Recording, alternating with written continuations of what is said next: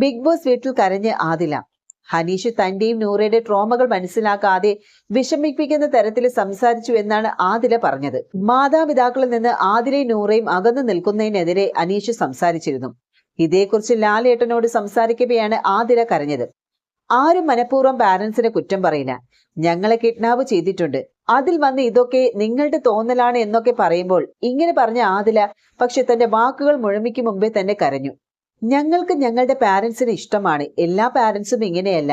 പാർട്ട്നേഴ്സിലായാലും മക്കളിലായാലും നല്ലതും മോശവും ഉണ്ട് എന്ന് ആദില പറഞ്ഞു.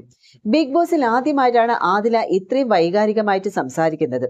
കരയുന്നതിനിടെ ആദിലയ്ക്ക് പലപ്പോഴും വാക്കുകൾ മുഴുമിപ്പിക്കാനും ആവുന്നില്ല. അതിനിടയിൽ നൂറ ആദിലയെ ആശ്വസിപ്പിക്കാൻ ശ്രമിക്കുന്നുണ്ട്. ആദിലയുടേത് ഡ്രാമയാണെന്ന് ചിലർ പറയുന്നുമുണ്ട്. എന്നാൽ ആദിലയുടെ ഉള്ളിലെ വിഷമമാണ് പുറത്തേക്ക് വന്നതെന്ന് പല പ്രേക്ഷകരും പറയുന്നു. ബിഗ് ബോസിൽ വരുന്നതിന് മുൻപ് നിരന്തര സൈബർ ആക്രമണം നേരിട്ടവരാണ് ആദിലയും നൂറയും. ജന്മം നൽകിയ മാതാപിതാക്കളെ നിന്ദിച്ച് ജീവിക്കുന്നു എന്നുള്ള കുറ്റപ്പെടുത്തി നിരന്തരം കമന്റുകൾ വരാറുണ്ട്. ലെസ്ബിയൻ ആയതിന്റെ പേരിൽ സ്വന്തം കുടുംബത്തിൽ നിന്ന് ആദിലയും നൂറയും നേരിട്ടത് അനീഷോ കമന്റ് ഇടുന്നവർക്കോ അറിയില്ല.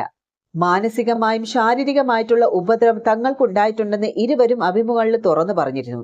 പിതാവിൽ നിന്ന് തനിക്ക് ഉപദ്രവം വരെ ഉണ്ടായിട്ടുണ്ടെന്ന് ആദില ഒരിക്കൽ തന്റെ വ്ളോഗിലൂടെ വെളിപ്പെടുത്തിയിരുന്നു. 8ാം ക്ലാസ്സിൽ നിന്ന് എനിക്ക് വീട്ടിൽ നിന്ന് ഓടിപ്പോകാനും തോന്നിയിട്ടുണ്ട്.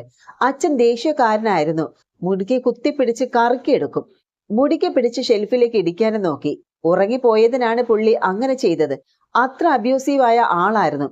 വലുതായപ്പോൾ അബ്യൂസ് വേറെ രീതിയിലുമായി. തങ്ങളുടെ മാതാപിതാക്കളും കുടുംബവും തങ്ങളോട് ചെയ്ത ഒരു കാര്യങ്ങളും ഇതുവരെയും എവിടെയും പറഞ്ഞിട്ടില്ല എന്ന് അന്ന് നൂറയും പറഞ്ഞിരുന്നു.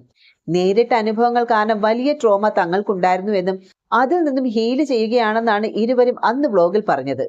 എത്ര സന്തോഷമുണ്ടെങ്കിലും ഒരിക്കലും മായാത്ത മുറിവ് തങ്ങളുടെ മനസ്സിലുണ്ടായിട്ടുണ്ടെന്ന് ആദിലയും നൂറയും ഒരിക്കൽ തുറന്നു പറയുകയുണ്ടായി. മീഡിയയിലേക്ക് വരാൻ തങ്ങൾ നിർബന്ധിതരായതാണ്. ഞങ്ങളെ മനസ്സിലാക്കിയാൽ ആർക്കും ശല്യമില്ലാതെ ജീവിച്ചോളാം എന്ന് പറഞ്ഞതുമാണ്. അവരെ വിശ്വസിച്ചു. എന്നാൽ പിന്നെയും ഞങ്ങളെ പിരിക്കാനും നോക്കി. അത് വലിയൊരു മുറിവ് തന്നെയാണെന്നാണ് നൂറ പറഞ്ഞത്.